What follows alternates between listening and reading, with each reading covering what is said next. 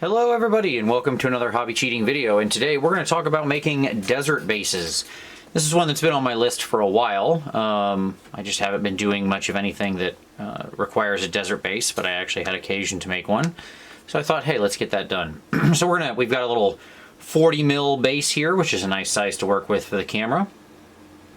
And we're going to talk about how you make a desert base that isn't just sand and boring nothing. Okay, so there's when we think about desert bases, the first thing we want to ask ourselves is what kind of desert are we trying to actually do? And what I mean by that is we sort of think of desert as an amorphous term. It's, you know, this roughly sandy area that seems to be devoid of the traditional temperate climate life, but of course that's not accurate. There's all sorts of different deserts. There's something like the Sahara, where you have this, you know, very, very, very, very, very finely ground powder, quite evenly dispersed, usually in patterns cut by the wind. You have deserts like the western United States that are much more rocky, that feature a lot more cracking and cracked ground because they do get water, but you know, only during an extremely short time period. You have like the bush in Australia, which has a lot more mineral deposits scattered throughout, and so you get a lot of different colors and things. So the sand, you also get a lot more like tough scrub life. So it's a desert-ish, but it's you know, it's scrubland at the same time. And you have salt flats in things like the Atacama Desert in Chile or in Utah, where you really have like extremely broad, flat spaces, but they have this sort of almost crystalline nature to them and can have lots of different interesting colors from the sedimentation. All of that's valid. The point is for you to have some kind of concept. Now today we're gonna cheat a little and make it a little combination of a couple different concepts, just so we can see what they look like.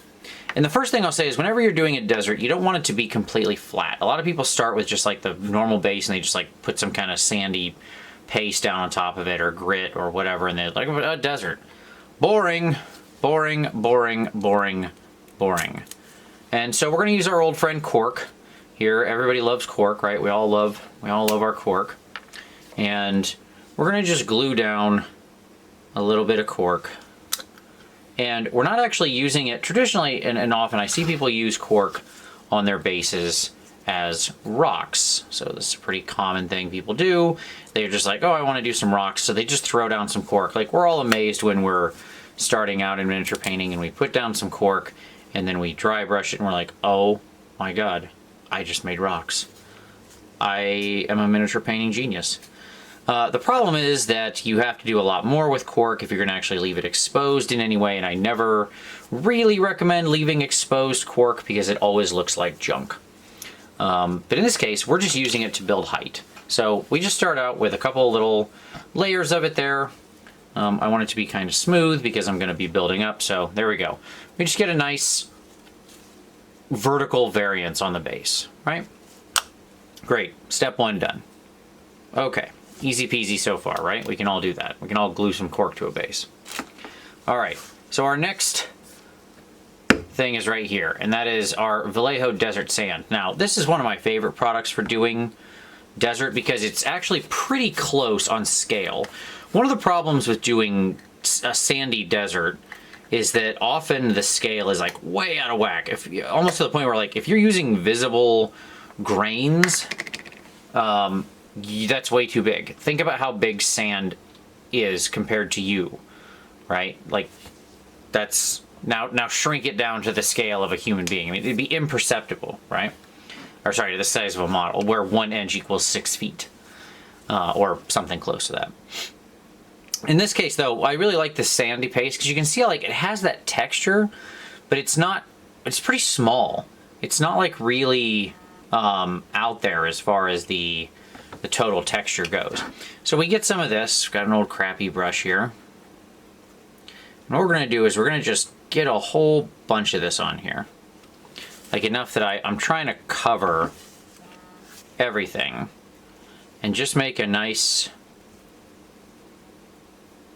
smooth surface. Think of this almost like putting like frosting on a cake, right? That's the kind of level you want to be at here.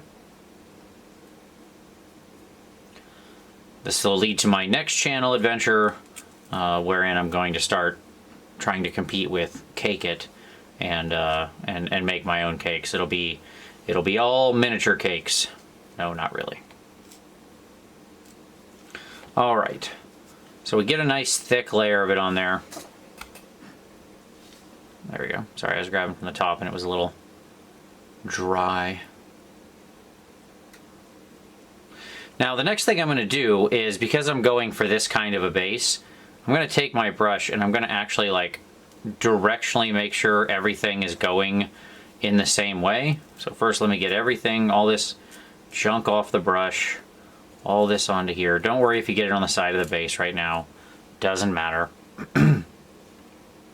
Okay. And then I am going to just kind of directionally move it so it looks like it's all going in the same direction. Okay. So now I get this big thing.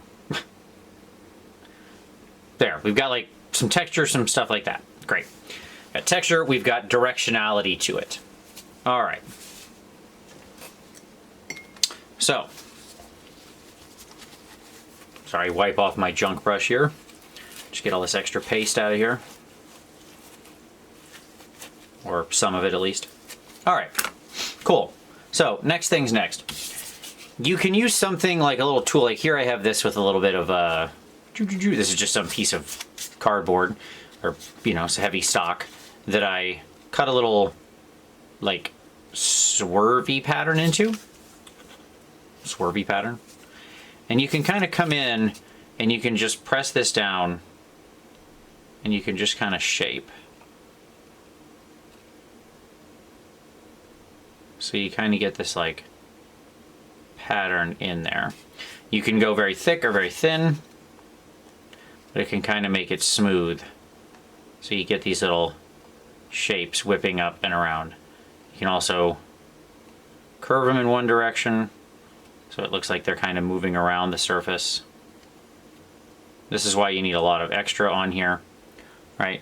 So you can get these kind of ridges that naturally form in desert sand, where it looks like the wind has had some effect. If you don't have enough, you can always grab more paste, make it a little thicker. That's fine. Okay? So it's not a big effect. You're just kind of making some lines and stuff like that. So you get that little bit of movement in there. Okay. Cool. So now we've got some little striations and stuff in our sand. If you use a lot, like if I were to really pile a big bunch of that goop on there, I could get it to the point where I can actually like trace the deep ridges in there. So if you want to do like those true Saharan style, you know, kind of deep ridges, you need to have a lot of gloopy paste on there. Okay. The next thing we want to do is add a little bit of texture difference. So if we're not going for like the Sahara perfect desert, then we do want to create little small texture differences. Places where there's rocks or grit or something like that has built up. Now, in this context, this is actually old Citadel sand, which was one of my favorite sands. It is very fine. It's like, looks like beach sand. But it's still way too big for real sand in our case. However, what we can do is we can take a little bit of it and we can find an area, like let's say here along this corner, and we can just sprinkle it right in there. And we just kind of touch it lightly with our finger to push it down into the paste. And it creates an area of just slightly different texture. We can do the same thing with a much bigger rock. If you want, hot tip, old like Chinese food containers when it shows up, great for storing basing material in. So we can grab just a few of these bigger rocks, right? And in the same area, we can drop some of those in there. Now, the paste alone will not hold these tight. So what I often do is I kind of let it dry. I push it down in and then let it dry. And then I come back in with just a little bit of glue and water, little PVA glue, white glue and water. And I then just lightly dab over all of it and it'll seal everything into place. So easy peasy. So there we go. So now we've got a little bit of different texture there where we can see there's some sort of rockiness. But there are a few other elements about deserts that will tend to trip that image in our mind. So another thing very popular in deserts is, of course, our skulls. So here I have a skull from the GW Skull Kit. Everybody's best friend for basing material. I'll tell you what, this is like one of the best basing investments I ever made. I just realized I didn't. There's this stupid mold line runs right around the center of all the skulls. The only thing that makes me angry. I forgot to scrape it off. Okay, there we go. So now we can take that skull.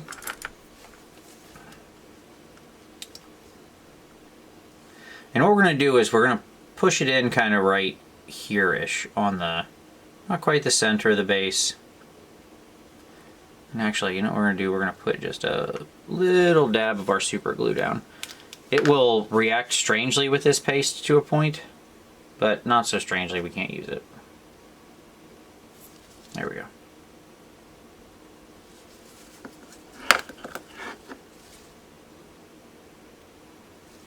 Okay.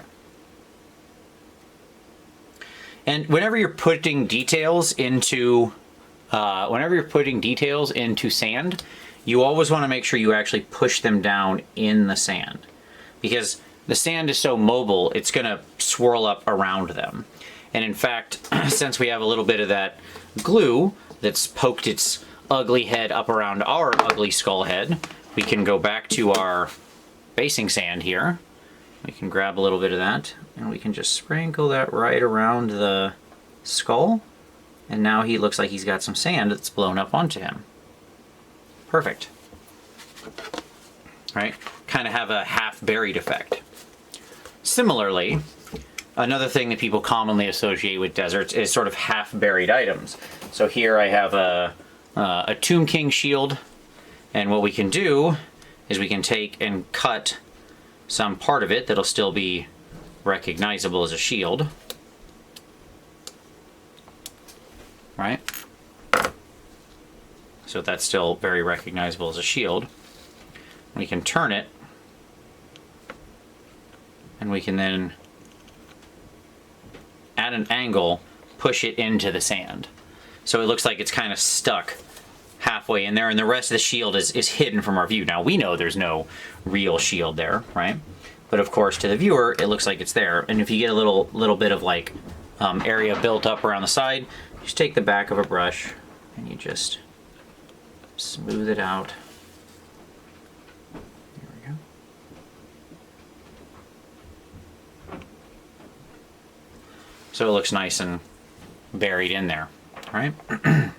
It's a tiny little tip that goes a long way towards selling the mass of the weight of sand that's under here, because you're creating the illusion that there's more space underneath there, right? So generally when you've got something like this, then your final step of actually making the base is to then you want to clean off this bottom. So you can do that right now. We give it a good wipe. You can see how that stuff's already started drying. I just use my finger and I wipe around the sides. It's okay that it's already started drying. It's not a big deal. Okay. So we just kind of wipe everything off. Now, when it actually dries, I'll just sand the edge. Like I'll scrape and sand the edge and we're good to go. But there we go. There's a nice little desert base. So we have a little bit of variance of texture. We have some rocks so we can show that this isn't just dead desert. We have a little half-buried skull with some sand blowing up onto him. And we have a little half-buried shield. If you want to be even trickier, you could do a fun thing like you can take, if you've got enough built up, you can take like the back of a brush and you can do a little indent on the back side of a detail you put in there where it looks like the wind has been blocked, right? So I can create a little indent right there behind it where the wind would have blown around it and left a recess underneath. And now there's kind of a little downside. So you set like the wind direction you want. If you have any kind of vertical lining, you want to match that. So very little touch, but it's just the little things that go a long way towards selling the illusion. But there we go. That's a desert base. So I'm going to let that dry, and then I will prime it, and I'll throw up a picture of the primed finished base with some zenithal at the end of the video.